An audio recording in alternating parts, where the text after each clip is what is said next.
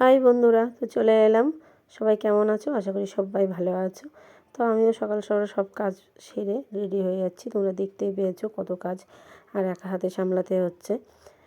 তো একটু রেডি হয়ে নিই, রেডি হয়ে আবার চলে যেতে হবে, হোমে বসতে হবে।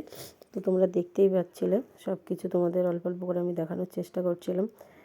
তো রেডি হয়ে নিই। আর চুল দেখেছো কীরকম পাগলির মতন হয়ে আছে, কাজে সামলাতে পারছি না, চোখের তলায় কালি পড়ে গেছে। 3-4 দিন ধরে দৌড়াদৌড়ি করতে হচ্ছে। তো আমি একে একে করে একটুখানি ফেয়ার লাভলি, একটু জেল আর একটু ফাউন্ডেশন হালকা একটু মেখে নিচ্ছি, কারণ রেডি হওয়ার সময় আর পাবো না। তো এখন একটুখানি মুখে মেখে নিচ্ছি। আর দেখো মুখের মধ্যে পিম্পল বেরিয়েছে আর মুখটার কি অবস্থা হয়ে গেছে। পিম্পল আমার এই ফার্স্ট টাইম বেরিয়েছে। যারা যারা আমায় দেখেছো তারা দেখেছো আমার মুখের মধ্যে এমনি কোনো পিম্পল বেরোয় না, কিন্তু এমনি মুখের অবস্থা দেখতেই পাবে, দাগ আছে বেশ।